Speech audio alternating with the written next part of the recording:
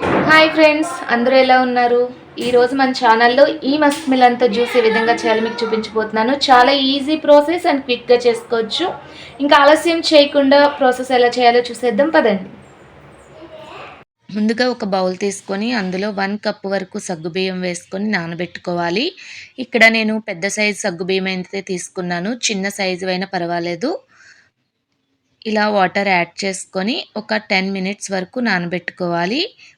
ఇప్పుడు స్టవ్ మీద ఒక పాన్ పెట్టుకొని అందులో ఒక 2 కప్స్ వరకు పాలనైతే తీసుకోవాలి. 2 కప్స్ అంటే ఇంచుమించు ఒక హాఫ్ లీటర్ వరకు పాలనైతే ఇక్కడ తీసుకున్నానండి.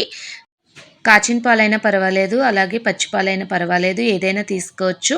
ఇవి కాగే లోపల ఒక బౌల్ తీసుకొని అందులో ఒక 2 టేబుల్ స్పూన్ వరకు కస్టర్డ్ పౌడర్ వేసుకొని బాగా మిక్స్ చేసుకొని పక్కన పెట్టుకోవాలి.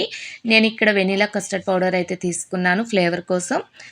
ఇప్పుడు మనకి పాలు మరిగి పొంగు వచ్చిన తర్వాత ముందుగా నానబెట్టుకున్న సగ్గు బియ్యాన్ని తీసుకొని వాటిని కూడా వేసేసుకొని బాగా మిక్స్ చేసుకొని స్టవ్ని లో ఫ్లేమ్లో ఉంచుకొని కుక్ చేసుకోవాలి. ఎందుకంటే మనకి సగ్గుబియ్యం వేసుకున్న తర్వాత మనకి అడుగు ఎక్కువగా అంటుకునే ఛాన్సెస్ ఉంటుంది.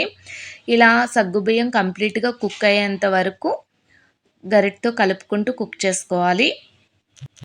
కంప్లీట్గా సగ్గుబియ్యం ఉడికిపోయిన తర్వాత ఇందులో స్వీట్నెస్ కోసం షుగర్ని అయితే యాడ్ చేసుకుంటున్నాను.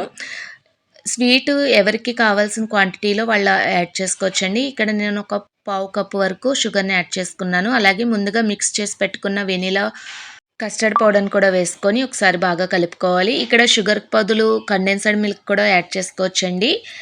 మీరు అది యాడ్ చేసుకోవాలనుకుంటే అది కూడా యాడ్ చేసుకోవచ్చు. ఇలా ఒకసారి బాగా మిక్స్ చేసుకుంటూ ఒక 2 మినిట్స్ వరకు కుక్ అవనిచ్చి స్టవ్ ఆఫ్ చేసుకోవాలి.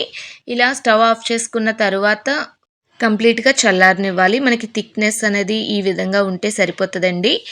ఇప్పుడు ఒక మిక్సీ జార్ తీసుకొని కర్బూజాని చిన్న ముక్కలుగా కట్ చేసుకొని ఈ విధంగా మిక్సీ జార్ తీసుకొని అందులో ఒకసారి గ్రైండ్ చేసుకోవాలి.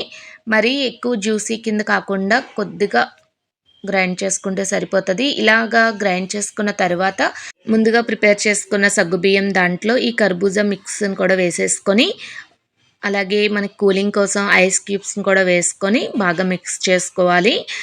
అంతేనండి, చాలా ఈజీగా కర్బూజా జ్యూస్ అయితే రెడీ. అదేనండి కర్బూజా షర్బత్. మీరు కూడా ట్రై చేయండి, చాలా ఈజీ ప్రాసెస్. మీకు నచ్చినట్టుగా సర్వింగ్ గ్లాస్ తీసుకొని సర్వ్ చేసుకొని ట్రై చేయండి, చాలా టేస్టీగా ఉంటుంది. ఈ సబ్జా గింజల్ని వేసుకొని అలాగే కర్బూజాని చిన్న ముక్కలుగా కట్ చేసుకొని వేసుకొని పైన కొద్దిగా డ్రై ఫ్రూట్స్ కూడా వేసుకొని ఈ జ్యూస్ని అయితే యాడ్ చేసుకొని పైన కొద్దిగా డ్రై ఫ్రూట్స్ కూడా వేసి ఇవ్వండి. ఈ వేసవిలో కూల్గా ఎంతో హాయిగా శక్తినిచ్చే ఈ జ్యూస్ని అయితే ట్రై చేయండి. చాలా ఈజీ ప్రాసెస్, మీరు కూడా ట్రై చేయండి. ఒక్క గ్లాస్తో అయితే వదలరండి, ఇంకా కావాలంటారు. మీరు కూడా ట్రై చేయండి. ట్రై చేసి ఎలా ఉందో మీ ఫీడ్బ్యాక్ నాకు షేర్ చేయండి. అలాగే ఈ వీడియోని కంప్లీట్గా చూసి ఒక లైక్ చేయండి. మీ ఫ్యామిలీ మెంబర్స్కి రిలేటివ్స్కి షేర్ చేయండి.